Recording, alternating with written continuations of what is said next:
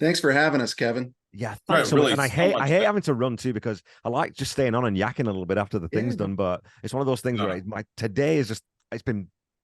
I also like I said, I'm busier than a dog with three dicks. That's how my day is going right now. Well, let me leave you with a Southernism. You ready? Go ahead. All right. I'm busier than a one-legged man in a butt kicking contest.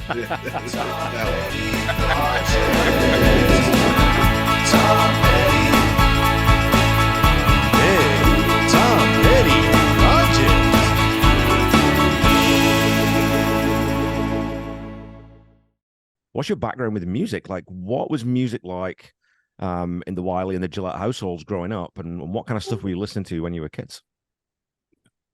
I'll let Doc start. Well, he's got a longer history than I do. I'm a third-generation musician. My dad was a jazz professor. He used to was also signed to Chess Records from 48 to 55. Oh, wow. So I was a road kid. So, we would do what they called the Golden Triangle, which was Vegas, Lake Tahoe, Reno. Okay. And so, I was lucky enough as a 2 and 3 year old to have showgirls take care of me in the dressing room. Probably scarred me for life. But it's really funny how these really hard broads would become really nurturing when they saw a little kid in a giant bass case with his comic books and toys. So yeah, that's so later on, I had a relative turn me on to, of all things, ZZ Top. Okay, yeah. And I thought that Billy Gibbons was such an amazing guitar player that I could never figure out how to play like that. But I think I could pretty much play the bass along with that. I could do those eighth notes, and then I'd get to be on stage with a Billy Gibbons. That was the thinking in my tween head. Yeah. Back then. And so I called my dad, and because my parents had split up at that point, said, I want a bass. And he said, oh, I'll think about it. And then the next switch for me was I was at a high school party being a junior higher. And this guy was in the corner, kind of a nebbish kind of guy, just hanging out. No one was talking to him. And he went out and got his Ovation guitar and came and played some Peter Frampton. And all the girls surrounded him. And I was like, aha! And so then I just kept blowing my dad's phone up until he got me a bass. And so I've been playing bass since I was a kid. But I also was always interested in production. Yeah. Always a big fan of Roy Thomas Baker. Doing the Queen records, and also one of my favorite records of all time, I'm an Xer, is the Cars' first record. And oh man, such great writing and stuff like that. And that's a kind of the same time that I came up across Petty, okay. And just loving songs and production and stuff like that. So, that's kind of how I did. And then later, I became a top 40 musician for years, playing the South, where you play someplace for a week, or, you play 4 days and you stay in a band house, and then you learn 80 songs and go to another place. And so I did that for a while. That to me, that was rock and roll school. And then I had gone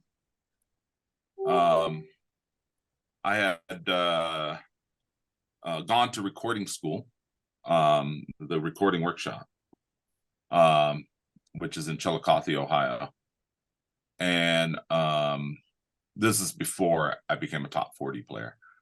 I went to the recording workshop, and then I got a job while I was going to Ohio State at a studio.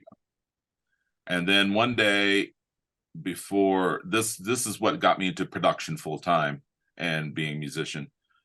One day they paged you, because this is before cell phones and pagers and such. And they go, Doc Wiley, there's a courtesy call on the blue line. And it was my dad, and he went, hey, I sent you to recording school. Come down here to this studio because this guy's an idiot. So I went there, and my dad was playing with a famous drummer named Cozy Cole. Yeah. And he played with Duke Ellington and stuff like that. And being around musicians my whole life, I always just kind of went, hey, they've been doing this its whole life. So I went up to Mr. Cole and I said, "How you doing, Mr. Cole?" He said, "Fine, Junior." And I go, "How would you like me to mic your drums?" And he goes, "Well, I don't know, Junior. Why don't you put your ear there, and if it sounds good, put a microphone there." And then I got a Grammy. Like, that's kind of so. But I got kind of tainted by doing studio work, and I worked my way up. That's why I love Sound City, where the guy talked about making guacamole. Okay. I have Italian cousins, and they taught me how to make espresso. So I was the crack cocaine coffee guy. Like, if you wanted the coffee, I was in the back making espresso for everybody. And so that's how I became an assistant, and then an assistant, tape operator, assistant engineer, and producer. That's how I did it. Was coffee, and always showing up. And then somebody would party too hard and not show up, and they were all like, "Doc's been here the whole time, and he makes coffee." So anyway, I got showing up. Who knew that was the secret to success? Right. It's almost like hard work is as important as talent, isn't it? In a way, Almost. It's 100%, like 100%.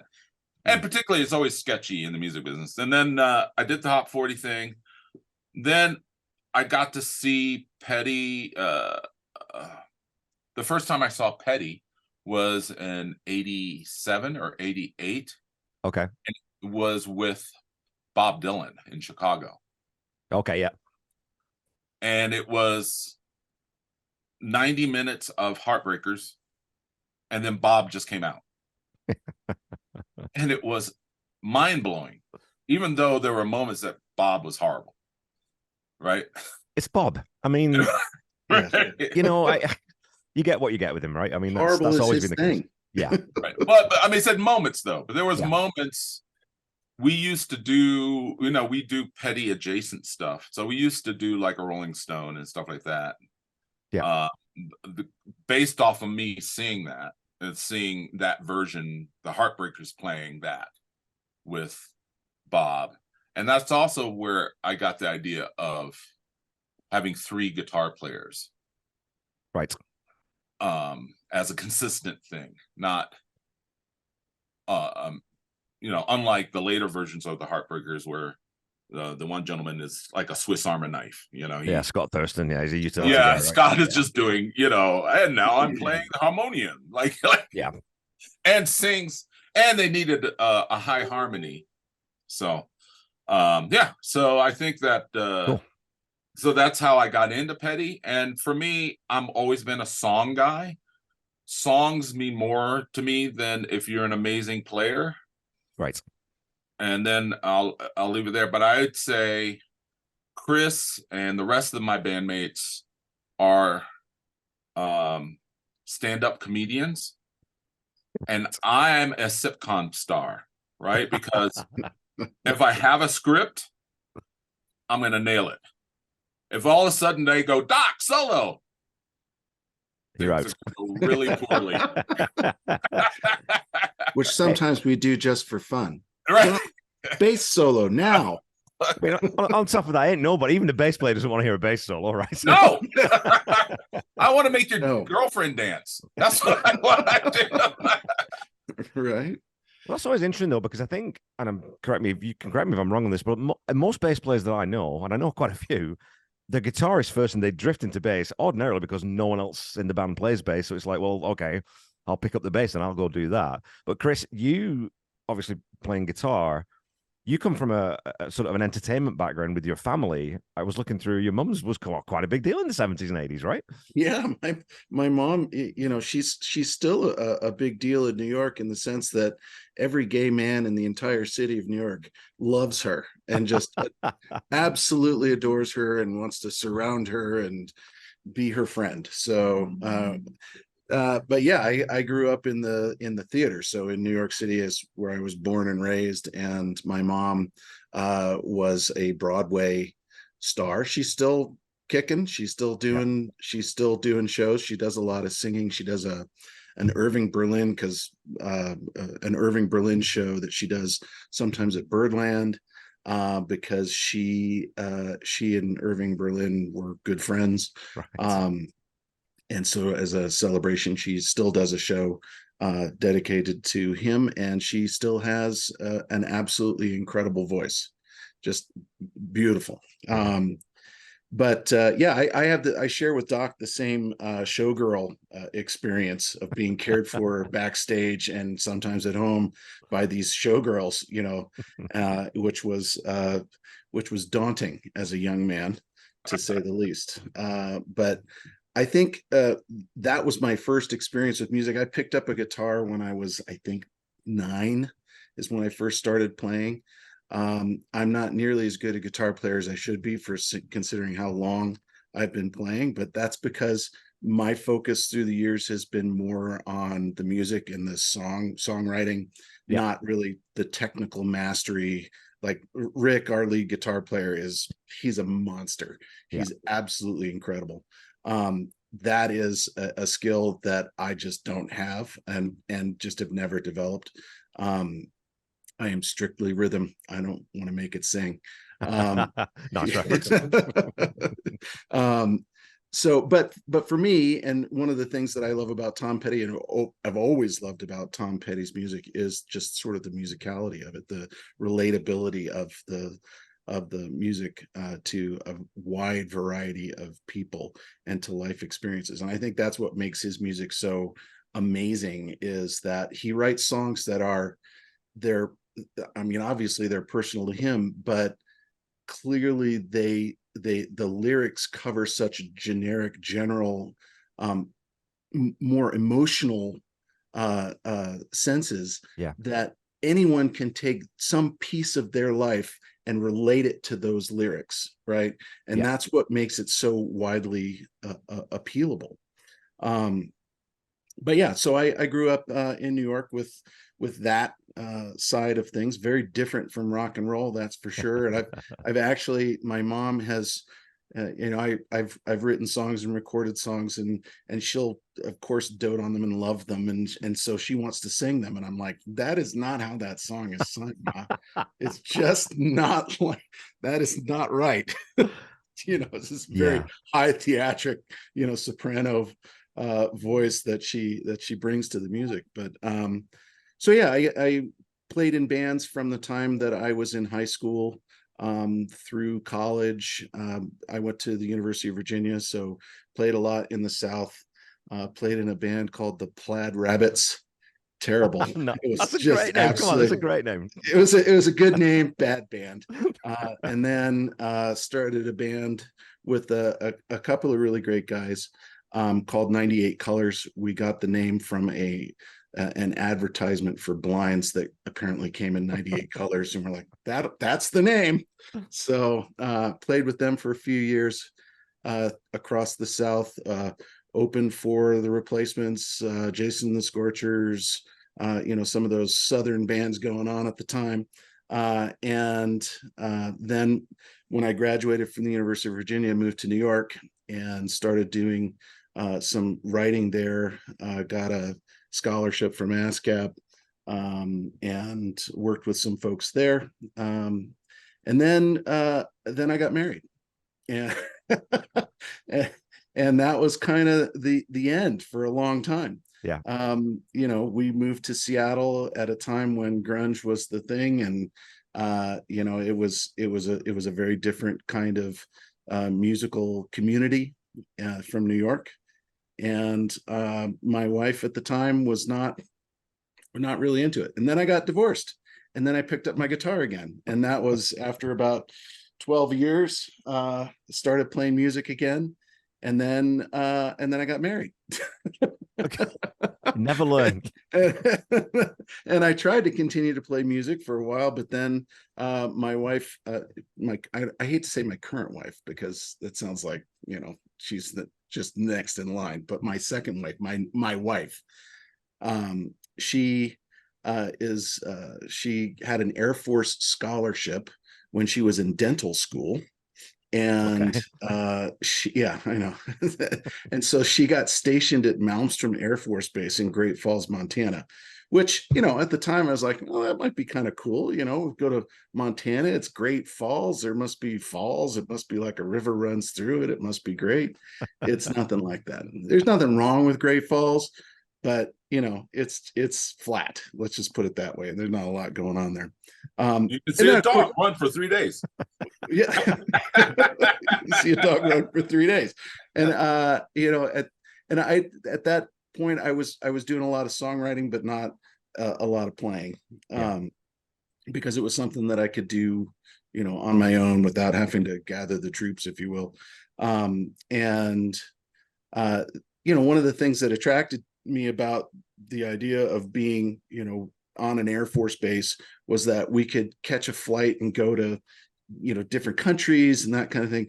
Turns out Malmstrom Air Force Base is a missile base. Oh, so yeah, don't get so there are no planes going in and out of Malmstrom Air Force Base. If you want to get to another country, you have to hop an ICBM, and which is not a great thing. And then we fell in love with Montana, so moved to Bozeman, which is definitely a happening place and growing really quickly. We have a surprisingly strong talent pool, although it's small. It is quite accomplished. Played music in a top 40 covers band for about 10 years. Enjoyed that, and then stopped again for a while, mostly because life just got too busy. And then Rick, our guitar player, is a friend of mine. I met him professionally and have sort of followed his musical endeavors throughout Bozeman. And then ultimately he brought me into the Waiting about 1.5 years ago, something like that. Almost 2 years. Almost 2 years now. That's awesome. And you know, I've loved it ever since. I mean, the music of Tom Petty has always been a huge part of my life. There's no doubt about it. My daughter, almost to this day, believes that I wrote Free Fallin'. I used to sing it in the car, and you know, she loves that song, and so we just did a show, and she and my now granddaughter came to the show in Yakima, Washington. And it was a really special moment. So that was very cool. No kidding. It's funny that you both sort of touched on something there that I always think about. If you're a musician, music's just in you and it's going to come out somehow, some way, sometime, right? And even if you walk away from it, you're always going to come back to it. And Doc, you even said, you know, drifting into production, that's just that thing that's at the heart of it. And I think with rock and roll, and the thing that I found with Petty and the Heartbreakers, you'd said, you know, even if you're not, you know, you're not the best musician in the world, you can kind of get around those songs because they sound simple enough that you can play. It's, you know, 4 chords and the truth. But then as a band, when you're having to sort of interpret those songs and you dig a bit deeper, then you learn, oh, actually, there's a lot more going on here than I thought at first look, right? Especially because I've just done Full Moon Fever and now I'm doing Into the Great Wide Open. Of course, Jeff Lynne layered guitars all over those damn records. It's incredible how much guitar there is on those records. So that was that thing, that connection with T-Path and the Beatles. So I wanted to ask you about, like, when you get inside these songs, how do you choose what songs you're going to do? How do you decide what arrangements you're going to do? Like, what's the process for building out a set list for the Waiting? Well, let me chime in here. So, you know, the band's been around now for 10 years. So Petty was alive when we started the band, when I started the band, actually. So I used to work for Island Records as an engineer. And my boss is this really amazing guy named Joe Galdo, who's one of the 4 jerks, that's what they're called, that wrote all the songs for Miami Sound Machine. And And so, but he went to school with Will Lee from David Letterman, played bass for David Letterman. So we would go to the AES convention when I'm one of the people that helped start Pro Tools as a professional platform, right? So Wow. he would send me to these conventions to learn before we built a digital studio inside of Island Records. So then when we would all go up there and we would stay at the Gramercy Park Hotel, which is kind of at the time a rock and roll hotel. It's like a step up from the Chelsea. And so we met Will Lee in the Bowery to eat Thai food, right? And so we had Thai food, and then we stopped by CBGB's at the time, and then we went across the street to a brand new high-rise condo that he got, but it's still in the Bowery at the time, so we had to step over the wino, and but so then but it wasn't a dormant space, but it was definitely high, a nice place. So we went up to his 2-bedroom condo, which was really nice view of the city and the whole thing. But he had these giant dogs, and we just kind of hang out, like a bunch of music geeks hanging out. And Will Lee says, I'm putting together a Beatles band. And he goes, but the difference is, it's going to be the best players, session players in New York, interpreting the Beatles music. And I was like, ding, ding, ding, ding, ding. Right. And I was like, wow, I love that idea. But I would, and I remember sitting in his living room going, but I would do it with Petty. Right. Yeah. That must have been about the time Beatlemania was going on. It was after, right? It was a few years after that. Right. Okay. And so I was like, wow. And now I learned a long time ago, is just to listen to people, who are way accomplished, and just kind of sit there and, unless I can contribute realistically, shut the fuck up. Right. Yeah, so 100%. That's what I did. And so years later, when I moved here, I had dived into being a producer, an engineer, and a mixer, and I had gotten some acclaim with the Grammys and, gold and platinum records and blah, blah, blah. But I hadn't played a lot, except for, the bass player didn't show up. I'll do something real quick. So I started playing again, and then I got it in my head. I was like, but what I would do, I wanted to expand on that concept, is I don't want to play it like the record. I want to play it the way Petty's playing it now. How does he play Breakdown 35 years later? Yeah. And so then, the YouTube interweb university was available, and I started watching all of these arrangements of all of my favorite songs and making notes and creating a playlist, right, of all these songs, which now I share with the band members, right? Okay. As, hey, let's Good to Be King on the record is 4 minutes long or thereabouts. The ones that we kind of mimic is 6 and change. Yeah. Right. So we got the idea was to approach it of not how sometimes a lot of change. Right. Now, the other thing is that Montana has a bit of the kind of jam culture. Okay. Whether it's Grateful Dead or string, or bluegrass or newgrass, jammy culture. So that's a part of the zeitgeist in Montana in the sense of music, right? So then bringing that to the table, and the fact that we all bring a different perspective, I would, as a musician playing original music, which I did for years too, I was more along the lines, when he said grunge, I was more along the lines of Green River and Soundgarden and Yeah. you know, and stuff like that as a bass player, right? So it's a different approach.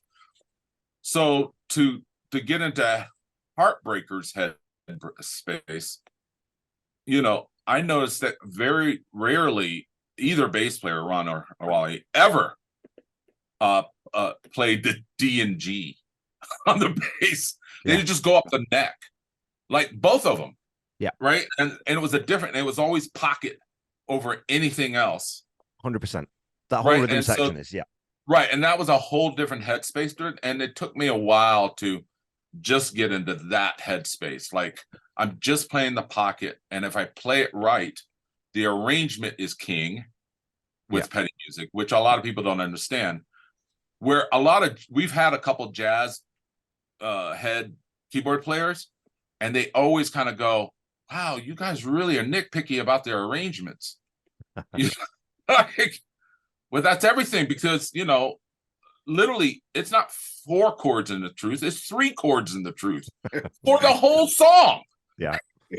And the only thing that differentiates the verse and chorus is how you arrange it. Well, yeah, I mean, listen to Learning to Fly.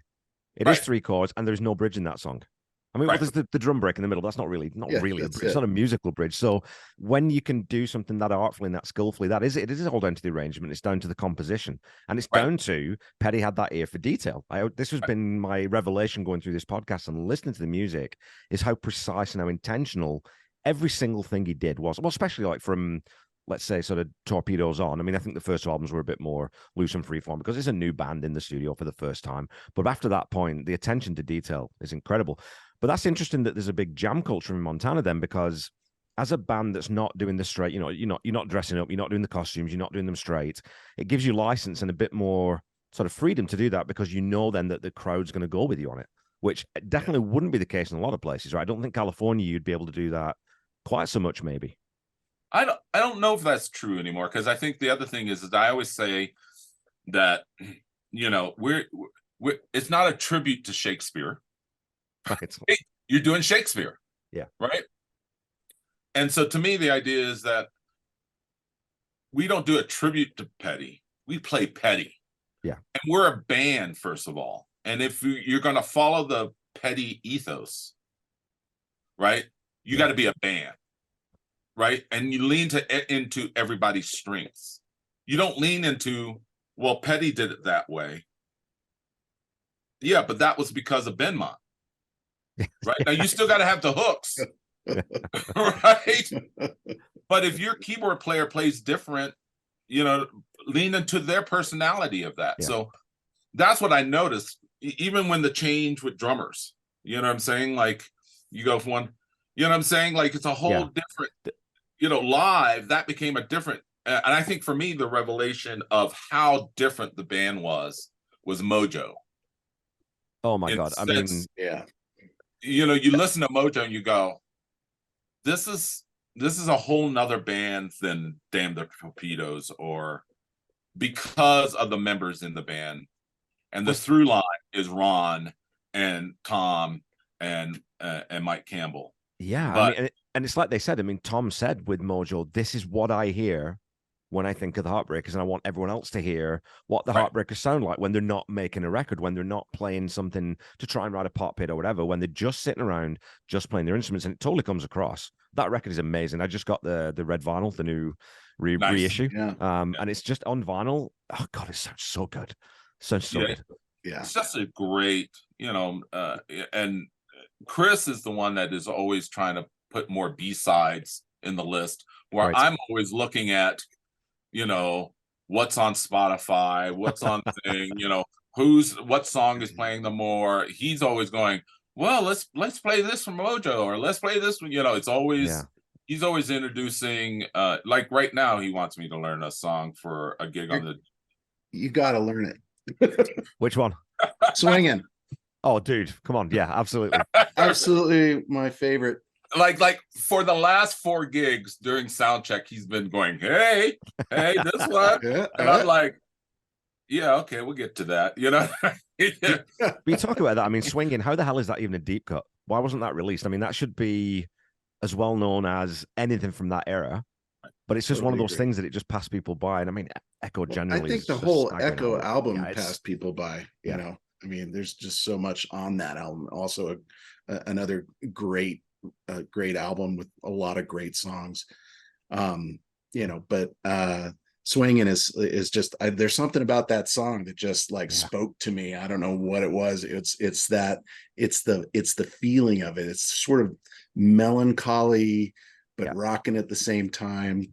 And the lyrics are fantastic because you can read so much into that, right? You know, you can read so many Yeah. different stories into he just lays out the baseline story and then you fill in all the details, right? That's what I always say about Petty though. He draws the sketch, you do the coloring Right. in.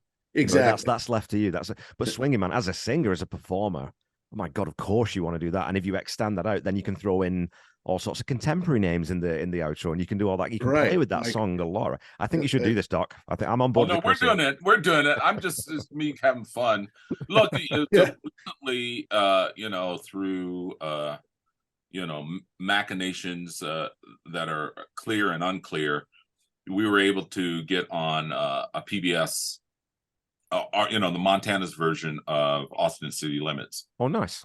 That's coming out in January, and it's a whole episode. And we're the first cover band, for lack of a better. I don't think of us as a cover band, but we're the first cover band to do this in 15 years or something like that. 11th and Grant is the show is called, and so but you know, we end up playing some deep cuts on that episode. Yeah. And you know, one of the best things, one of our guitar player and the second singer in the band is also a cello player, and so we did Southern accents with cello, an acoustic piano, rock band shenanigans. Beautiful. And it came out amazing, and a couple other like deep cuts that you wouldn't have necessarily gone with, you know, out of the 12 songs that we ended up doing. So, and it was Chris that was really kind of you know, doing that charge of let's do these deeper cuts. I think though, when you've got Petty heads in the room, that's when you're going to get that reaction, right? That because you know, we know that you're probably going to play Refugee, we know you're going to play Mary Jane's Last Dance, we know you're going to play American Girl, but if someone raps out Have Love Will Travel, or you know, Jefferson Jericho Blues, or any of those songs that you're not expecting to hear at a traditional cover band, that's beautiful. That's just joyful, right? That's like, this is why I'm here. This is my band now, because they're playing the stuff that they're real fans. They're not just doing the top 40. Right. In a way, I've kind of always wanted to put together two different sets, right? Yeah. One being, you know, the standards, right? The ones that everybody who's got at least a surface level knowledge of Petty knows about, and then an entire set of B-sides, right? That are, you know, just like we played for the 11th and Grant show. We played Can't Stop the Sun, which another fantastic song. Yeah. Oh yeah. That's Mike Campbell channeling in George Harrison, right? I mean, that is just pure Beatles. I love that track. Oh yeah, and so we played that, and at one point, you know, I got all ambitious, and I'm friends with the host and the producer of the show, and I was like, and he's a classical composer as well, and so I said, so can we do strings and quartets or like a 15-piece orchestra thing? On that side, he was like, that's Doc. No. Hey, look, you don't ask, you don't get, because sometimes people say yes, right? I mean, that's the other thing you learn in life is just ask. Right. True. But he did let us do the cello in Southern accents and the grand piano in Southern accents. Yeah. And I think he did the grand piano in Nothing Like the Sun as well. What was the other? There was a couple other B-sides that we did. It was Off Mojo. It feels like a long time ago, Doc. So I know. Yeah, it was July. We can't remember that far back. We're all older. We've slept since then. I don't know. Right. Well, so our drummer he's just a baby. He's like, I think he's 22 still, right? Yeah. I think he just turned 22. When he started in the band, he couldn't drink. So- Hey, designated driver though, he's driving the bus, right? So, yeah, absolutely. Oh And yeah, right. And the thing is that what's great about that story too with Ethan is that his dad is one of the co-founders of the band. Yeah. Paul Decker owns one of the best music stores in the country, not just Bozeman, called Music Villa. And when I came up with the band, at first it was purely for the joy of playing some Petty. Yeah. Right. And I rolled up on Paul and I said, look, I've been thinking about doing a Petty band. And and I had produced a record he played on okay. at that point. And I said, man, you'd be down? He goes, oh, I'm totally down to do some Petty. And so he said, get Rick to find a guitar player. He was teaching guitar. Okay. And I walked up to Rick and I went, Rick, I'm looking for a guitar player to be Mike Campbell in the project. They don't have to sing. They just got to be, a badass. And he was like, he goes, and he's known as kind of a all around guitar player, but always kind of leaning Americana, country, stuff like that. Yeah. In the back of my head, I was like, that's kind of Mike Campbell. But he said, I don't know. I mean, of course I know a couple Tom Petty songs, whatever. And he came back to me maybe 2 days later and goes, no, I'll come out and play. So that's how we kind of, and all of a sudden the pressure was on because I hadn't played on stage in 15 years at that point. So I'm all of a sudden woodshedding like a madman. So between Paul, myself, and Rick, we're the progenitors of the band. We got a really great keyboard player and three other members at that point. So it was it was an idea that I had and so later when he became an adult, Ethan, he came. I'm not sure he's an adult yet. Oh, he's an adult. 22. He's getting really mad at you. But when he was like 18 or something, our drummer, we were in between drummers. We were doing the Spinal Tap thing, I guess. And so we had a gig in this place called Big Timber, and he came out and he learned the whole set. And we had like 2 rehearsals, and he crushed it. Yeah. And we almost offered him the gig then, like, hey, but 2 of the members at the time were like, he's so young and blah, blah, blah. And I was like, I don't care. He plays great. He plays like his dad, but more aggressive. Okay. Well, that's that thing it's the thing in sport, the idea in sports, right? If you're good enough, you're old enough. Exactly. 100%. 100%. And he, so then, 2 years later or a year later, the drummer quit. Our drummer at that point quit. And I literally just picked up the phone literally 5 minutes after he quit. And I go, Ethan, want to join the waiting? He goes, my drums will be there tomorrow. And those drums are right there right now.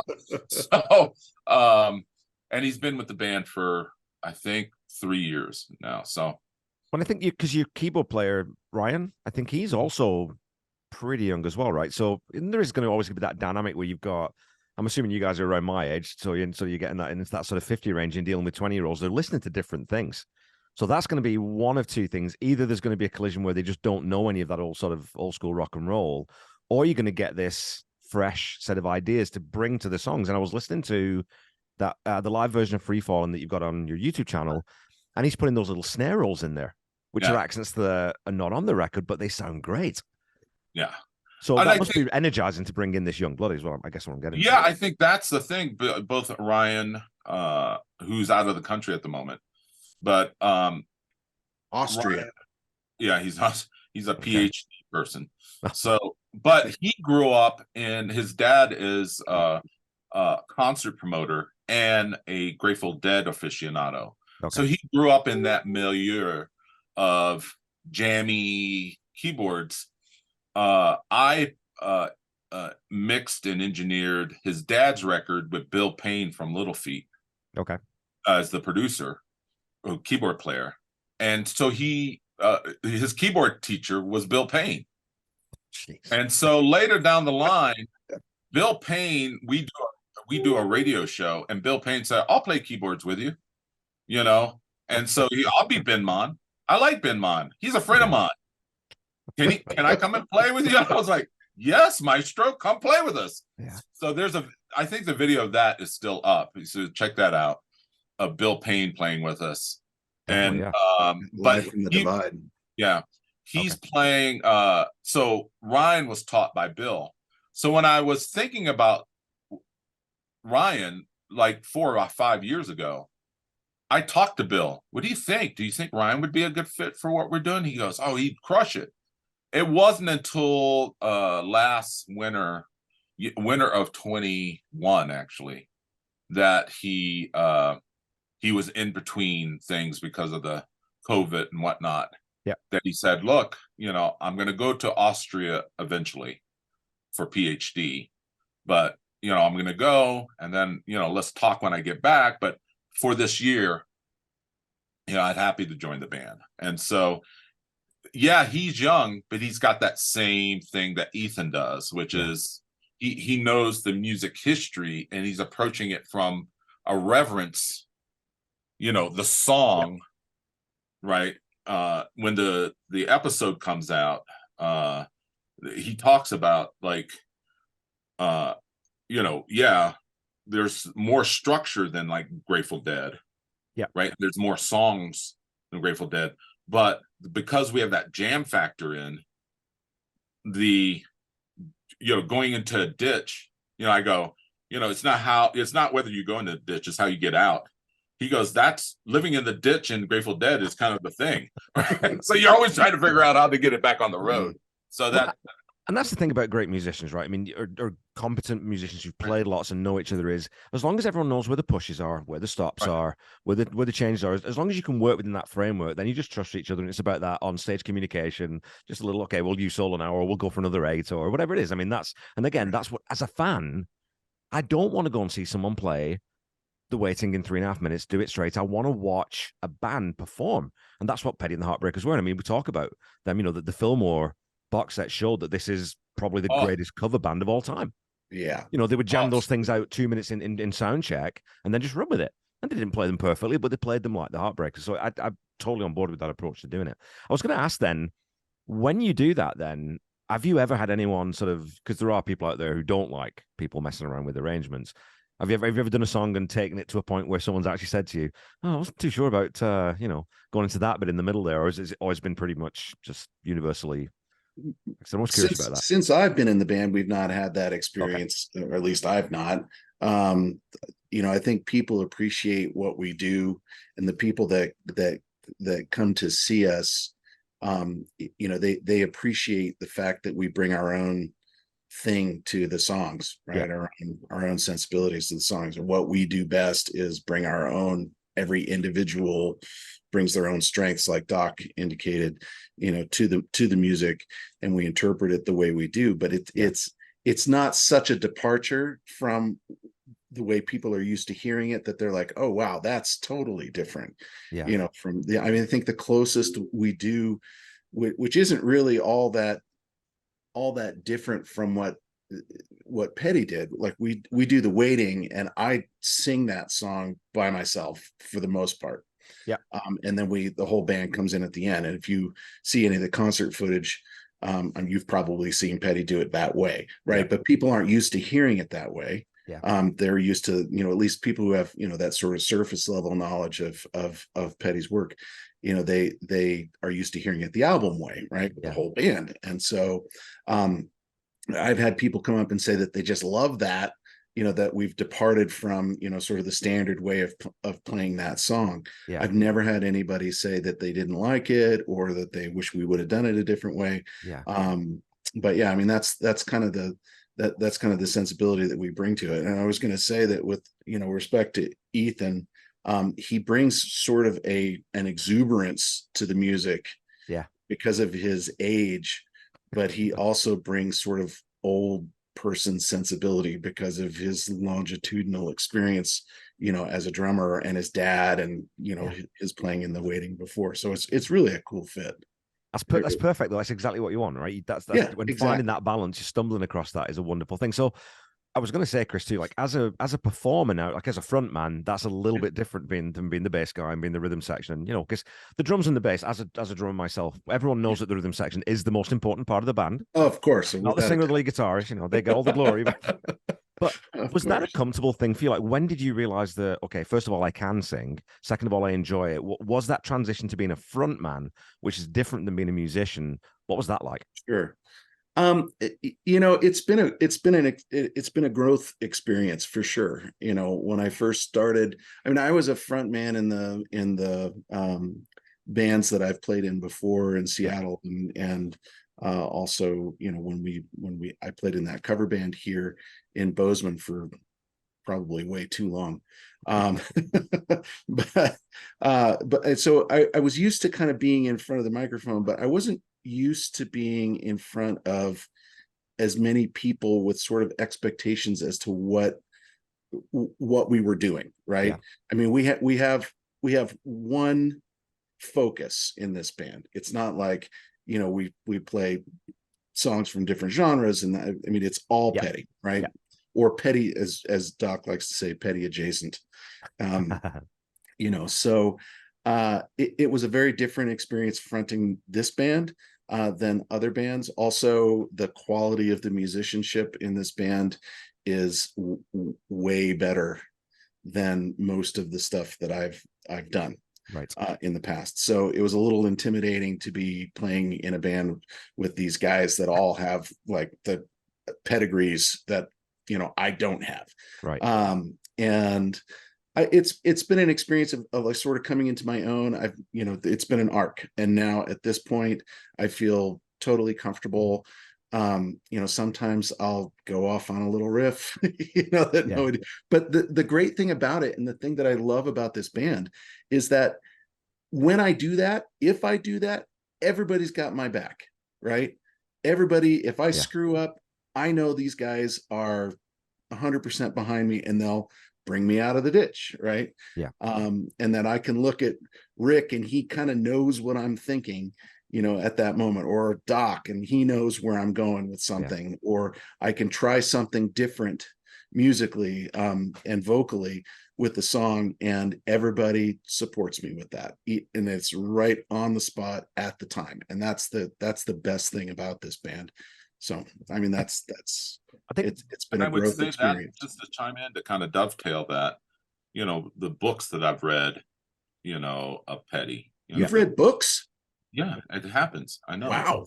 I'm surprised. Evil and really rare, but the 3 books that I've read, one that guy Warren James. And but what's interesting is that, you know, it's always that thing, like the greatest bands listen to each other, right? That while they're on stage, that they're reacting in real time to, you know, bring something extra or stumbling across a moment, and then you want to, that moment is so good that you want to just kind of, you know, visit it for a while, you know. And so, you know, when he first joined, we would talk about, hey man, just let it simmer, brother, just let it simmer, you know, it's all good, you know. And now he does it, you know what I mean? And sometimes at first I did not. No, at first he was like, "But it's the simmer you speak of." But now he instigates it. Yeah. Right. And like, I'm not going to start singing for a while, so get used to it. We're going to just let this be. Yeah. Right. And so, and I think that ties into, you know, after the pandemic, the world changed as a performer, right? Yeah. So one of the things I have learned is that when we would I'm kind of the de facto road manager when we're out. And when I'm out, I talk to every single manager, you know, production crew, whatever, and get a sense.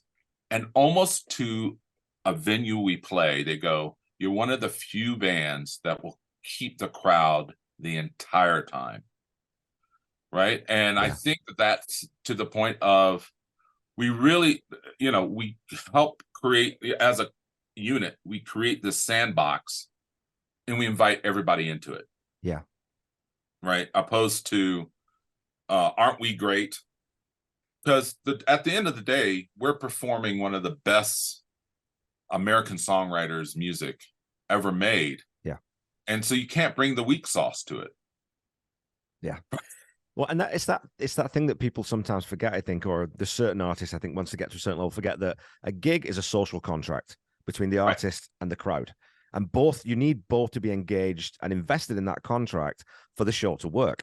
Right. Oh, yeah. Now, of course, I think the nice thing is with Petty, you do have a couple of cheat codes, right? Because when you do I Won't Back Down, I mean, because I was watching that. It was Music on Main in Bozeman. That's the one the euphoria when everyone sings that chorus together, and you look at the crowd, and it's 50-year-olds and it's 20-year-olds, but everyone has that shared experience of the love of singing that melody. Right. So it's that thing that Petty had, that insane sense to be able to write something that I Won't Back Down. It's just a great line because it's got that grand sense of, the big idea, but it's got this beautiful pop melody that's sitting underneath it that just it hits both.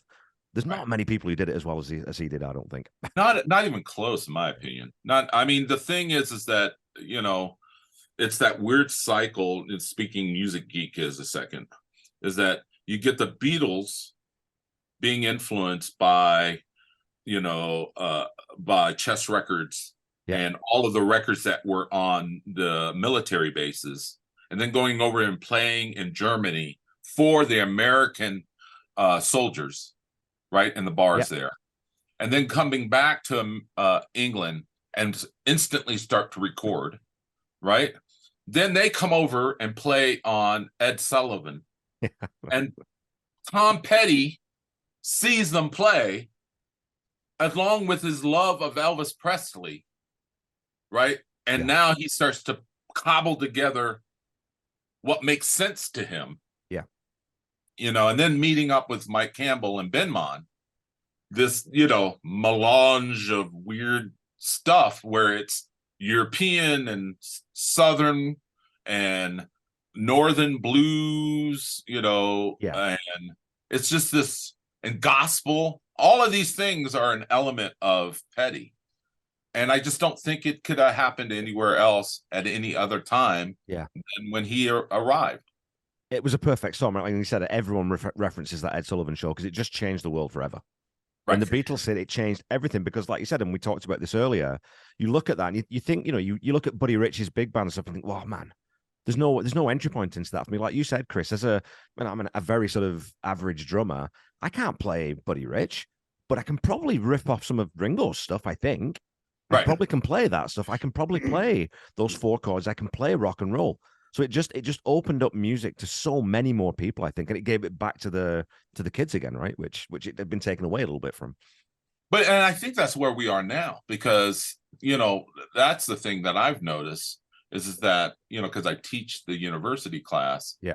What I've noticed is that there's this, hey, I can do that. I want to do that. Yeah. And so now you get these kids who are playing songs, and you see their bed behind them, and and they're really playing a cover song, or they're really doing an original. I mean, you look at Billie Eilish, and her and her brother doing stuff in the bedroom, right? And now it's millions and millions of views and listens. That sounds really bad, but I wasn't going to say it, Chris. I'll say it. Yeah, I have no shame. Him and Rick are the like, we have to have moratoriums in the van. Like, please stop. Hey, too much ain't enough, right? Too much ain't enough. That's right. Well, so I think that's one of the things that I love about the music is just the range of people who listen to it. As you indicated in that Music on Main show, kids in the front screaming so loud I can't even hear what I'm singing. Yeah, right, because they're singing it, right? And I'm like, I don't know whether I'm on key or not, but everybody's loving it, so it's great. But it's everybody from young people to old people, and now I think Doc sent before the podcast, there's been like a 36,000% increase in Love Is a Long Road now because of Grand Theft Auto. Yep. And we've been playing that song for years. Yeah. And it's always been considered a deep cut. And I'm like, it's not a deep cut. I got a huge spike in my podcast downloads. And I went to look at the stats, and that episode that I did on Love Is a Long Road has been everyone started downloading that again because oh man, Sure. yeah.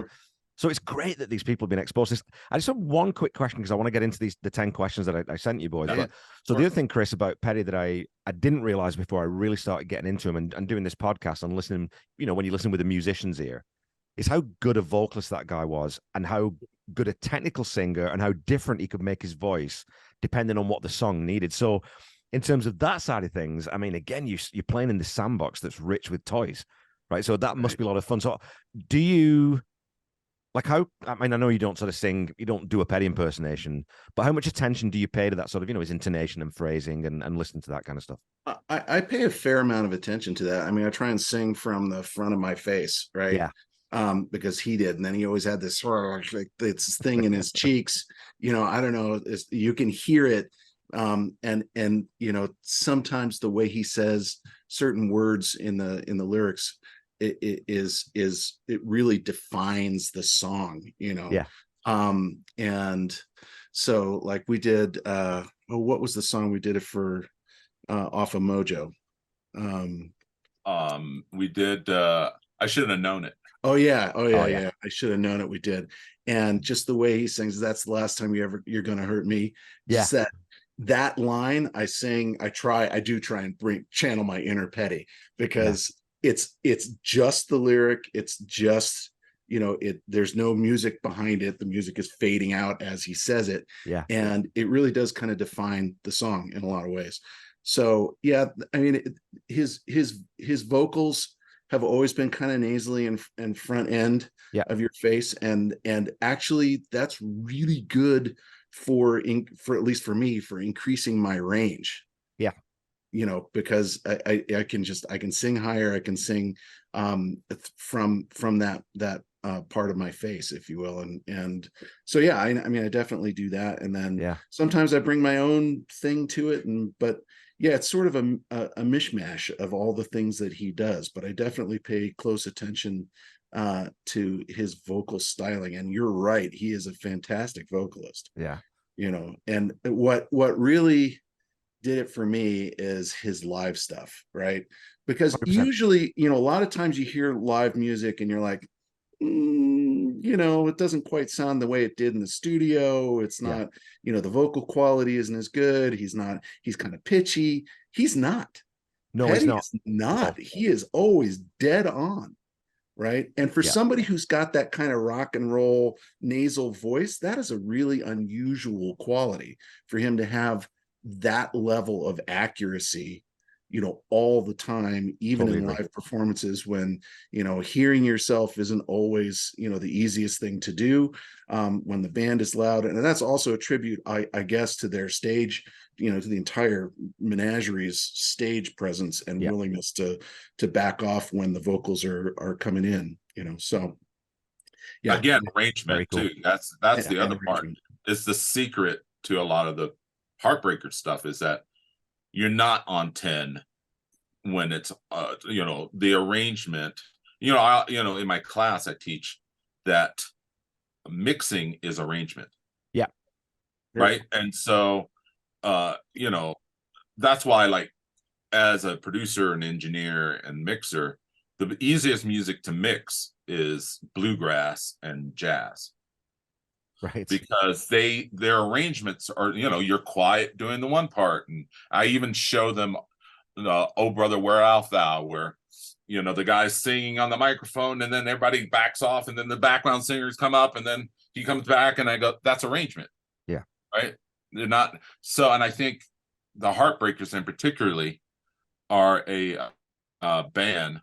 The Heartbreakers are a band that listens to each other and will bring down the dynamics. And that's what we end up doing a lot to support the story, right? Yeah. To support the thing. And so again, if we add something to it, it's in support of that. The other thing that it's been my influence because of my top 40 years is that I'm often wanting to, if we do a bunch of soloing, I want to come back to the chorus.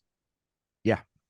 And so that's kind of a top 40 thing to do. He necessarily didn't do that, but we do that. So, you know, a lot of times we do an extended version. It's a little medley, but in that medley, we do a breakdown. And then they, you know, the keyboard player and the guitar player do solos. Yeah. But then we come back and have everybody singing out the chorus of the song instead of, you know, like, look, aren't we great musicians? It's more about, again, the sandbox and come on in and play in it. Well, again, that two-way piece, right? That's performance. Because, you know, anyone can play, you know, you can play in your basement, but feeding off the crowd and giving them something to do and making them part of the show, again, those are the shows we all love. Like you said, you know, you're talking about pitchy, Chris. I love Foo Fighters. I'm a big Foo Fighters fan. Dave Grohl cannot sing live worth a shit. No, I'll say that, right? And I love the guy to death, but it's a performance and it's a show and you don't care because it's about the energy and it's about the vibe in the room, right? But okay, so we'll finish up. Like tell people where they can find you. Then I got that one last question for you. So where can people find The Waiting? What's the website? What are your socials? Where can people find out when you're playing? What you got going on? Well, right now we're of course on Facebook and Instagram. We started a Threads. It's just The Waiting Bozeman. Because there's a Christian band called The Waiting. So that's not it. That's a different thing. Not it. Capital not. Especially given some of the van conversations. Yeah, There's no way you could confuse that. The Yakima gig was in a church, and I was pretty sure I was going to get hit by lightning the whole show. And then we have a website, The Waiting, and that has a bunch of stuff. The TV show, which plays, it's PBS, but it's Pacific Northwest PBS, so it's Montana, Washington, Oregon, Idaho, Wyoming, and Colorado that it plays. Yeah, I have a VPN. I have a VPN. I can get that station. I'll be able to get it. But it will be available worldwide on Montana PBS. You know, you can stream it. Do you know the date? Do you know the date for that? I think it's the second week of January. So, okay. But I'll email you or have Melissa email you. You know, so that everybody gets the link. And then we're looking on, you know, if people, you know, found this conversation somewhat interesting from our perspective, you know, we're looking to bring the petty to your town. That's what we kind of call it. Yeah. Are you ready for some petty? And it's truly just a celebration of Tom Petty and the Heartbreakers. Yeah. It's not, you know, no one's dressing up or I don't put on a wig. Yeah. You know. Right. You know, Rick doesn't put on a dread wig, you know, dread either. Although we would find it funny in the van. Yes. Wigs, man, under lights, wigs are hot. No one wants to see an old man sweating. But, you know, again, it's a time to come out and party with us and hang with us. Bring your kids out to, we always bring, show your kids what great music is like. Yeah. You know, I'm often surprised how many young people are at because we are in some ways the ultimate dad band, right? Right. And that's okay. We lean into it. You know what I'm saying? Even our drummer, why does he like playing Petty? Because that's what his dad was listening to. Yeah. When, you know, to get ready for the Petty gigs. So then when it was time, it felt natural to him to come out and play some Petty. So yeah, and I'll tell you, it's remarkable how many people come up after the show and are like our age or even older, and they're like, you know, this brought me back someplace and made me happy. And I actually, at the show at the Rialto just recently, a lady came up to me afterwards who was a vet, and her husband was a disabled vet, and she was in tears, and she was like, thank you, you know, for bringing this moment of joy, you know, and that's really what the show is all about. It's all about, you know, bringing this music that creates memories for people and triggers memories for people and brings them back to a place that they haven't thought about for a while. And to me, that's the magic of what we do. It's a beautiful privilege thing to be able to do, is to connect with a human being on that level, Absolutely. right? Yeah. Absolutely a privilege.